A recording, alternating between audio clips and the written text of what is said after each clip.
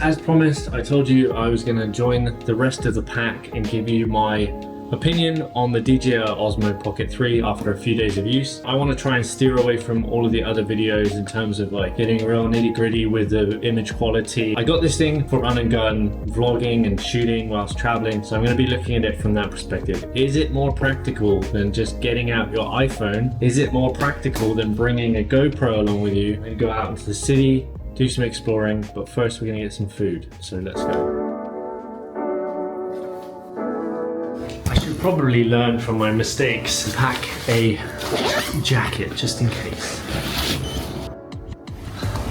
Okay, so first of all, I have to say that I really like this camera. I am a fan of new technology and it gets me excited to film.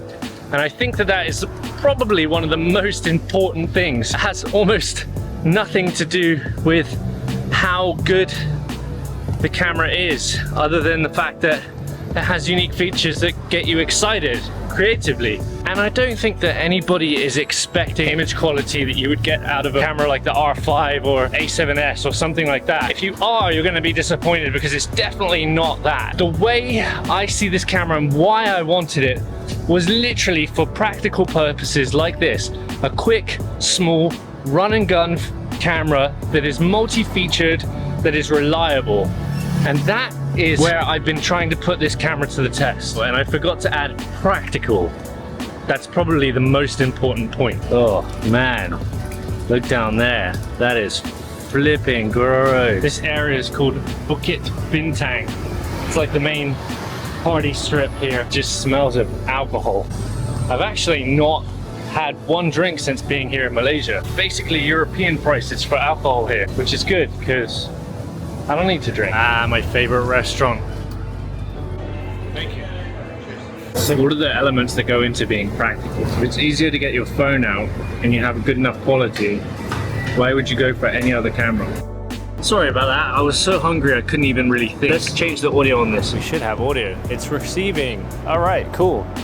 So this is the audio from the DJI Mic version 1.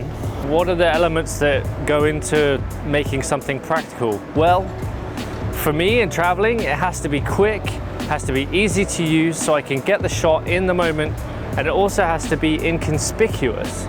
Now, the DJI Osmo Pocket 3 is quick, for sure it's quick, but it's not quicker than my phone. Is it more discreet? Well, not really. It's not really more discreet than my phone. Most people are used to seeing people holding a phone.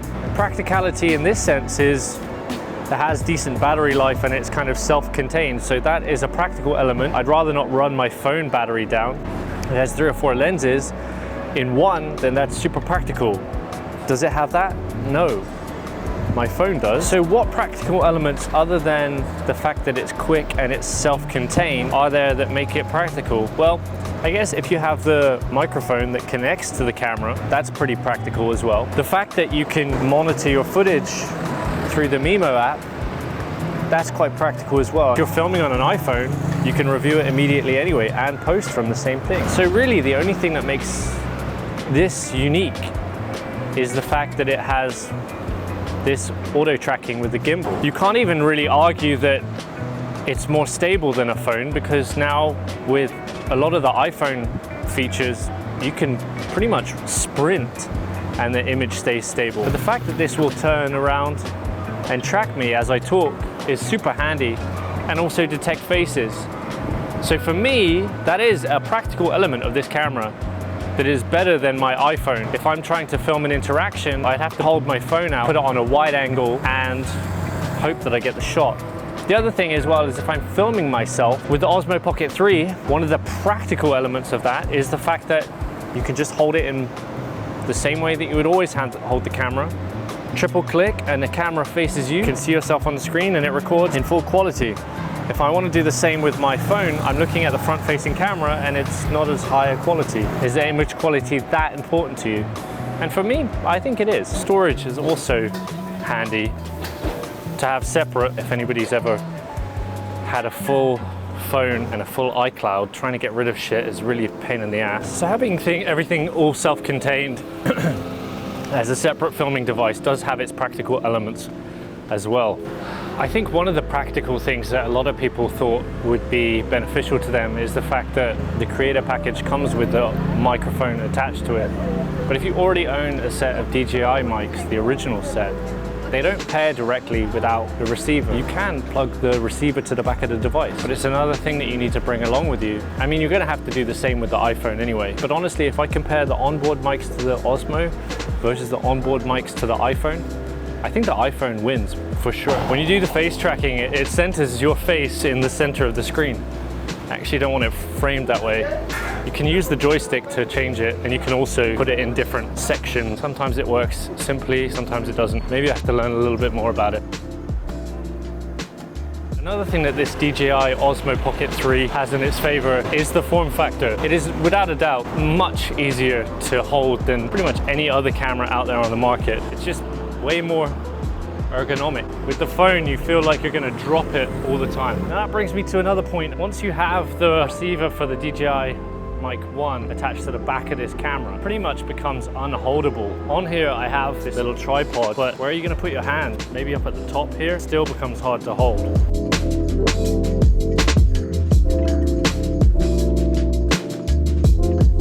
So I've tried to match up both the GoPro and the Osmo Pocket 3 with similar settings here.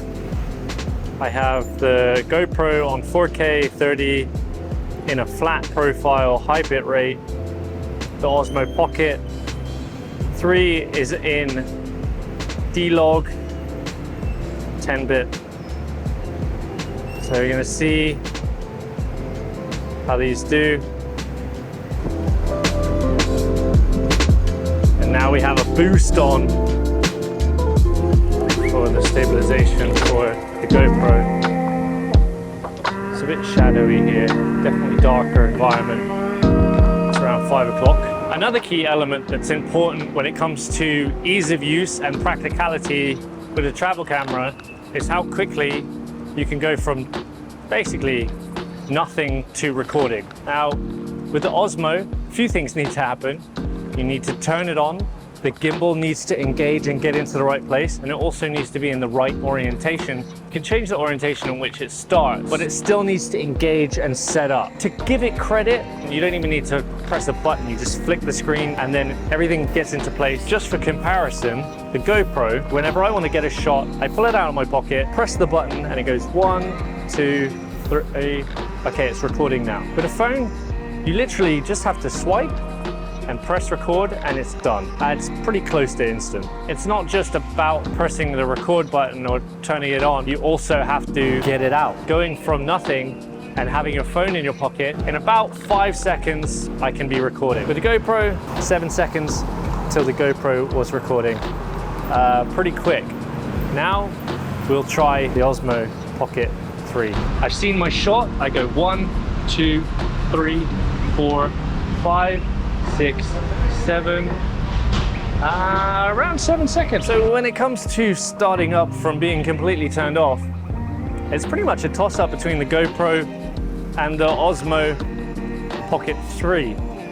I didn't expect that, honestly. I thought the Pocket 3 would have taken a lot longer. But when it comes down to it, the iPhone is just so much quicker, making that absolutely take the lead when it comes to practicality and getting the shot as quickly as possible. Now, if you were really going to do a fair comparison when it comes to that, you would turn the phone off and time it from being off to recording. But I can tell you now, I don't have the patience. This thing takes like a good minute to start up. You would have missed the shot 10 times over. All right, we have 4% battery left. As predicted, it is starting to rain, and that leads us to another practical point, which is how weather resistant these cameras are. To be fair, I haven't tested it. I haven't taken it out in a torrential downpour, nor am I willing to. But I can tell you now, 100%, the phone and the GoPro, especially the GoPro, is gonna win in that scenario. But I will tell you one thing that I just noticed whilst pulling this GoPro out, is that it is so hot, which means that it did not turn off in my pocket when I turned it off. So ever since I realized that there was a Five Guys here, I've been getting the craving to come here, but I've been avoiding it because why would you come to Five Guys in Malaysia where there's all this awesome other food. Can I get the little cheeseburger, please? This is a little burger. Look at that. Yes.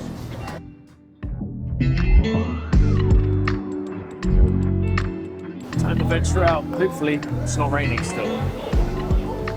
So as you can see, it's dark out now and it's no longer raining, which is good. I got a chance to recharge this Osmo Pocket 3. It was completely dead after doing the filming for the previous part of this video, but I think that battery life is pretty good on this thing. And the fact that it recharged literally in the time it took for me to have a coffee, that was super positive as well. But now this gives us the opportunity to check some of the low light capabilities out of this camera. Obviously we have a lot of street lighting and ambient light here, but this is what it's like. I haven't changed it to the low light mode. There's like a low light dedicated mode on this, but it puts it in 8-bit and it takes it out of D-Log. So I'm not sure whether it's better to have it just in 10-bit D-Log, regular video mode, or whether it's better to switch it to low light. We'll do that now just so you can see the difference. So this is D-Log, now this is low light mode. You might see a shift in the colors. When you put it in low light mode, you lose the face tracking, which honestly isn't a big deal because you can just turn the handle and have it follow you anyway. So I'm going to switch back to the regular mode with D-Log. Now I've capped the ISO on this to 400, so that's probably why it's a bit darker. One annoying thing is that whenever you switch through different settings here and you press different menu buttons, there's like extra information that comes up on the screen to tell you like things are enabled, and it covers the recording button. So you'll have a moment where you like spin the camera around back to selfie mode and it'll look like you might have stopped recording. You won't really be able to tell because this information bar is like over the top of it. So this is a prime example of an instance where this camera would be super helpful to get the shot. Random spontaneous moment in a cool place. You want to capture the shot hassle-free and know that you're going to get it. And this seems to be the perfect tool. We still haven't talked about durability. You're going to be running around like crazy, packing bags quick, taking spontaneous trips, and you want a camera that is rugged enough to keep up with that. I have to be honest with you, I'm not convinced that the DJI Osmo Pocket 3 is that rugged. Do I think it's rugged enough? Yes, thanks to the fact that it comes with this pretty solid plastic hard case that definitely is going to protect it a lot more, but you could not throw this thing into a backpack without it. I'd be so terrified that the delicate gimbal on the top would just snap right off. The rest of it seems pretty durable though. It doesn't seem flimsy, like the screen doesn't seem flimsy. When the gimbal folds down, it kind of auto folds, auto collapses, and then magnetically holds into place. So it doesn't like spin and flap around, which is nice. Definitely not an action cam tough. When it comes to placing this down and filming yourself, you're gonna need one of these little mini tripod. It comes with a creator edition, but the standard edition it doesn't come with. You can pick one of these off Amazon for nothing really, but something that's worth bearing in mind. And in order to do that, you're also going to have to plug in the extension to the bottom. The extension on the bottom extends the handle to be a little bit longer, and it gives you a quarter 20 inch, I don't know what the name of it is, a tripod screw hole, and it extends the USB-C port from the bottom to the back. And at first I was just like, oh well, this turns this thing, like makes it even bigger, you know, you add this whole extra thing on the bottom, just increases the size of it. But after using it for a while, I think it's actually better that it's a bit longer because it gives you more area to hold with your hand. Just the Pocket 3 on its own without the extension is kind of like fiddly in your hand. I feel like you might drop it. I think its biggest strength compared to any of them is the gimbal. Not for stability, because the action cameras honestly have incredible stability anyway, but for its active track modes. I think that's the biggest appeal of this camera. The fact that you can place it down and essentially have your own cameraman following you around. I tested it out in the gym as kind of a use case. A lot of people like to film themselves in the gym, so I wanted to see how the track would work. If I could just kind of like place it in a corner of the room and just track me without causing too much attention. And I was pretty surprised actually, it was quite good. But one of the things I did notice is that the active face tracking sometimes got confused and picked up on some of the other people working out around me. And once it kind of goes to them, it's lost you. I haven't found that happen in many other scenarios other than there, but I'm sure it could happen in a busy area. The other thing with the active track is there are 3 speeds, fast, medium, and slow, but it still doesn't seem to smooth the movements when you're doing kind of talking head. For instance, when I place this thing down, walk away, and start to talk, every little head movement I make, it tracks, which can be quite distracting. Actually, someone said that in my last video in the comment. It'd be really cool to have a mode where it's kind of like tripod track mode or talking head mode, where those movements aren't so quick, they're more slowed down and less distracting. Using active track for things like motion lapses, you double tap on